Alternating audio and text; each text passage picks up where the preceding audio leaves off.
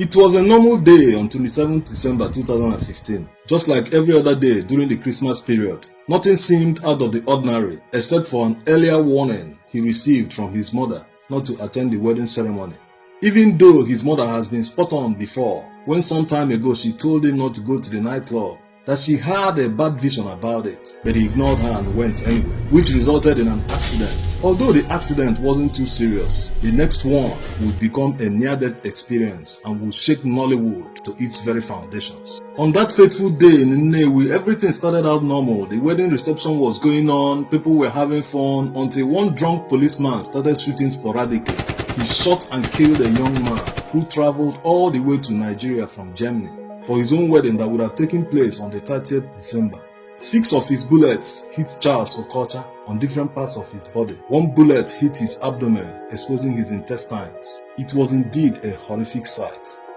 A good Samaritan later rushed him to hospital after many people refused to help him. While recounting his ordeal in hospital, he had this to say. Got C shot. Still pull through. And it's God Almighty, man. Can't be any better, man. I had a busted up no man yesterday. I still pull through. I swear to God, if you ain't got God, you ain't got nothing. Yes, pull through he did. Charles Okocha currently does what he knows best in Nollywood. John Okafor's near-death experience took Nollywood by storm. According to Mr. Ibu, his staff members were used by his kinsmen to poison him.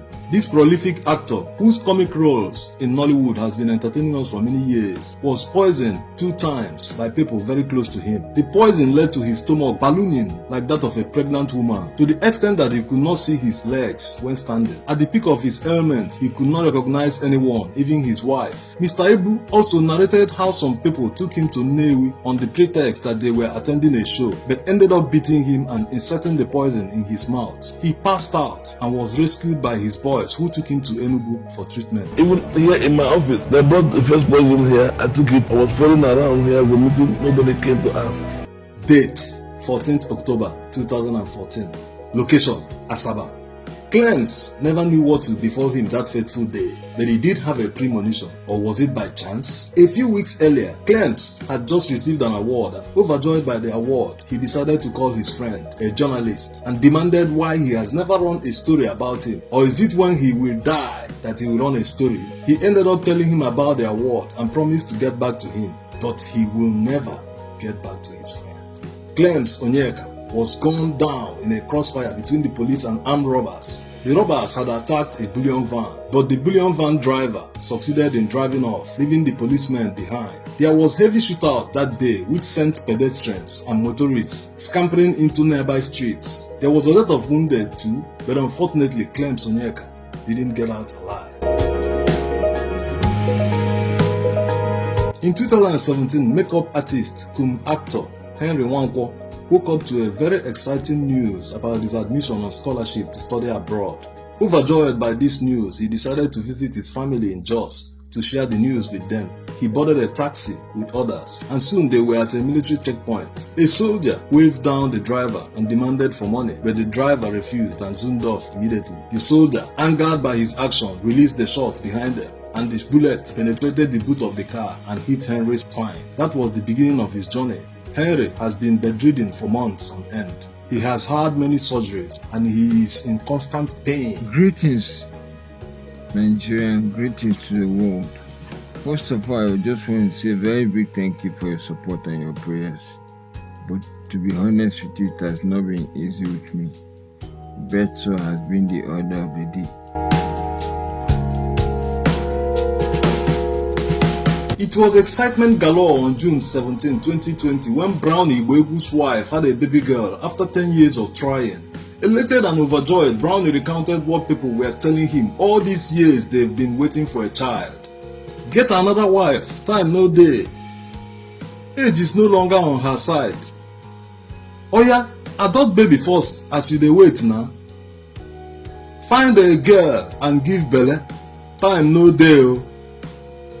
All these are Saba girls. Who knows what she has done that she can't conceive? You no go understand. because you never born. When you born, you go understand what I'm going through. I love this couple. You will never know they don't have a child. God help them, even if it's one. Your children must be up to 4 now. It's been long you got married. Chai, Nollywood people, now no go keep person. There is a saying that it is only an impotent man who will stay in a marriage without an offspring. That if the man is sharp, he would have married another wife. Brownie, you have proved that this saying is not always true and that man is not God. Congratulations. In 2013, this one rocked Nollywood. There were 3 major actors in play. Foluke Daramola, she was broke and desperate. Bukola, Daramola's friend and eager to help her. Then, Kayode Salako, married but still looking. Bukola introduced Daramola to Kayode because as a friend, she felt she could help a friend in need. After the introduction, Kayode and Daramola went from getting to know each other to becoming friends and even getting married. It got to an extent that Kayode's first wife had to pack out of their matrimonial home. Bukola started feeling guilty and approached Daramola. Che, I introduced you to this man to be his friend, not to marry him. Which one now? You say you want test, but you don't carry everything wholesale. But Daramola will have none of it, and the once best friends became worst enemies. Bukola later accused Daramola of using juju on Kayode. Daramola also threatened to sue Bukola for defamation of character. Kayode and Daramola are still husband and wife.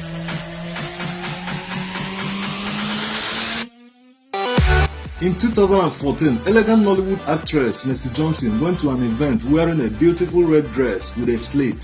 While the paparazzi were busy snapping photos of guests, Mercy Johnson sat quietly with her legs crossed while glancing through a book. But unknown to her, her privates were in full glare of the public as she was not wearing undies. When her photos hit social media, it instantly went viral as many people felt it was intentional, with some questioning why she would attend such an event not wearing undies. But it looks like it was not intentional. Maybe she did not practice well enough how to sit with such a dress in public. Also, according to the Nollywood actress, she called her husband immediately the news broke, crying, and explained to him exactly what happened. And her husband was completely supportive and consoled her. Thanks for watching.